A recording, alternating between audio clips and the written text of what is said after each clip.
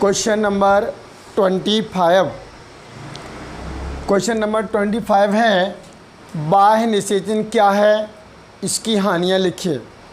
ठीक है, तो सबसे पहले बाह्य निषेचन एक निषेचन का प्रकार है बेटा। ठीक है ना, तो हमें निषेचन की परिभाषा आनी चाहिए। तो निषेचन क्या कहलाता है? शुक्राणु और अंडाणु के मिलने की क्रिया को निषेचन कहते हैं। निषेचन किसे कहते हैं?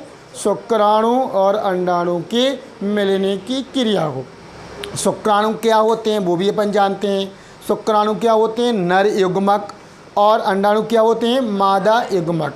नर युग्मक और मादा युग्मक मिल जाते हैं तो उस मिलने की क्रिया को हम निषेचन कहते हैं। ये निषेचन होता है बेटा दो प्रकार का, अंतः निषेचन और बाह्य निषेचन।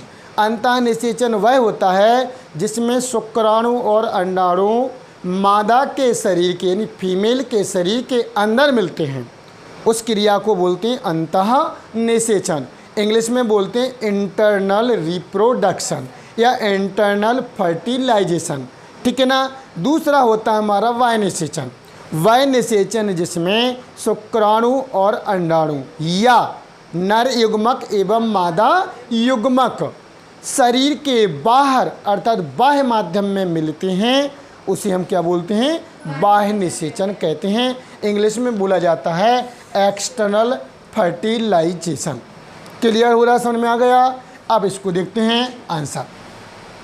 जीवों के शरीर के बाहर, शरीर से बाहर, बेटा ये पेन शरीर के बाहर है।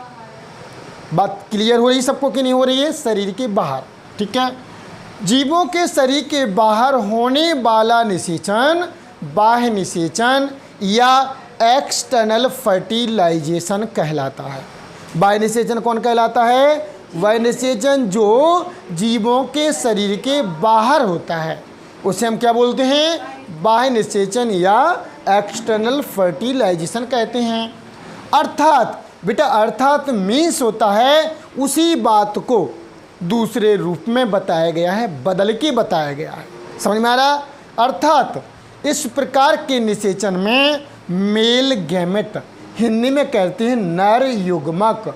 नर युग्मक क्या होता है बेटा? स्पर्म। इसको हिंदी में क्या कहा जाता? शुक्राणु। शुक्राणु का व फीमेल गैमेट हिंदी में कहा जाता है मादा युग्मक। मादा युग्मक क्या होता है बेटा? एग होता है। एग को हिंदी में अंडाणु कहा जाता। अंडाणु का संलयन बाह्य माध्यम में होता है। बाह्य माध्यम मीन्स कहलाता है जहाँ पे हम रहते हैं, जिससे हम जाते हैं, वो कहलाता है बेटा माध्यम। यहाँ से हमें कुंडे से जाना है तो आप कैसे गए हो, वो आपका माध्यम हो जाएगा। समझ में आ रहा? ठीक है ना। तो जो बाह्य निषेचन होता है यानी नर युग्मक और मादा युग्मक का जो संलयन होता है वो कहाँ होता है बेटा? बाह्य माध्यम में होता है, उसे हम क्या कहते हैं? बाह्य निषेचन कहलाता है। बन जाएगा। एग्जाम्पल में हैं मछलियाँ, इंग्लिश में बोला जाता है फिशीज, सब प्रकार की मछलियाँ जो हैं, एवं उभयचर, इंग्लिश में बोला जाता है एम्फीबिया। उभयचर का अर्थ होता है 11th में अपन ने पूरा डिटेल पढ़ा हुआ है। ठीक है ना। जो जल में भी रहते हैं और जो थल में भी रहते हैं उन्हें बोला जाता है उभयचर। क्लियर है? परिभाषा समझ में आया? लेकिन अब इसमें बेटा कुछ हानियां हैं, कमियां हैं। कमियां या हानियां हैं, इंग्लिश में बोला जाता है, ठीक है ना, डीमेरिट्स या डिसएडवांटेज। ठीक है ना। तो बाह्य निषेचन के कुछ डिसएडवांटेज हैं, वो कौन है? कमियां हैं वो कौन है? समझना ध्यान से। अच्छा ये चीज़ बताएं, जैसे आप साइकिल से आए हैं और बाहर साइकिल रखी, अब थोड़ा सा दिमाग में होगा, ऐसा ना हो ले जाए कोई, लेकिन अगर हम कहते रख लो इते तो सुरक्षा का प्रबंधन अच्छा हो जाता, फिर कोई दिक्कत नहीं थी, क्योंकि वो कहाँ पर रखी है अपनी साइकिल बेटा?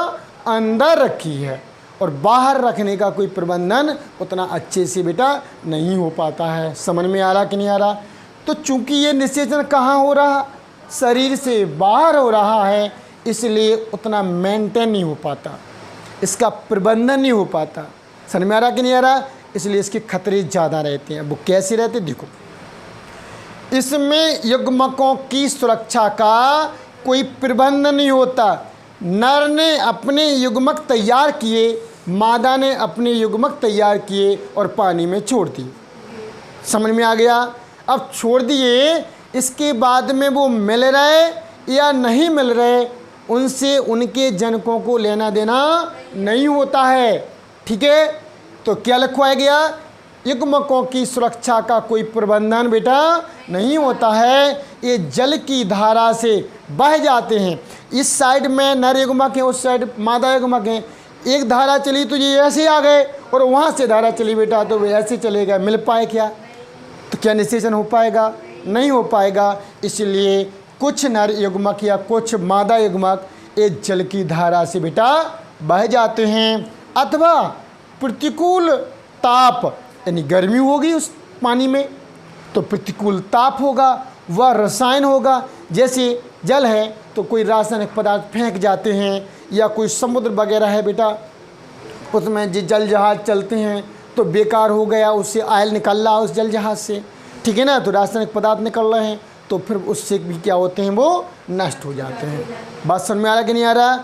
या तो प्रतिकूल ताप से ख़त्म हो जाते हैं, या रसायन से बेकार हो जाते हैं, या पानी की धारा से बह जाते हैं। इसलिए पहला पॉइंट समझ में आया, उनके युग्मकों की कोई सुरक्षा का प्रबंधन नहीं हो पाता है, इसलिए ये कैसा है, हानि हो गई कि नहीं हो गई। दूसरा पॉइंट देखें बेटा, अंडों का निषेचन होना निश्चित नहीं होता। यहाँ पे एग है, वहाँ पे स्पर्म है, तो बेटा ये संयोग बस होता है, ठीक है ना। इसलिए एगों का अंडों का निषेचन संयोग बस होता, निश्चित नहीं होता है कि बिल्कुल हो ही जाए। समझ में आ गया? तो दूसरा क्या होगा, अंडों का या अंडाणुओं का निषेचन होना निश्चित नहीं होता, केवल संयोग बस यह संभव होता है। बस समझ, संयोग बस का मतलब क्या होता है, संयोग मिलता है, ठीक है ना, निश्चित नहीं है, हो जाता है, ऐसा संयोग में मिल जाए तो ठीक है। दूसरा पॉइंट समझ में आया। तीसरा पॉइंट है, कुछ अंडों को, एग को परभक्षी निषेचन के पूर्व भक्षण कर लेते हैं। पता चला जो मादा युग्मक तैयार बैठा है कि नर युग्मक आए, और बेचारे वो नर युग्मक आ रहे थे, संयोग बस आधी गली में आ पाए, आधे रास्ते में आ पाए, इसके बाद कोई सर्प वगैरह आया, कोई परभक्षी आया और उसको खाया गया, तो निश्चित हो पाएगा, नहीं हो पाएगा। तो तीसरे पॉइंट में क्या लिखा है, कुछ अंडों को परभक्षी, जानते हैं जो पर माने परायों को, भक्षण माने खा जाते हैं, उन्हें हम क्या बोलते हैं बेटा, परभक्षी कहते हैं। तो परभक्षी निषेचन के पूर्व क्या कर लेते हैं, उनको भक्षण कर लेते हैं।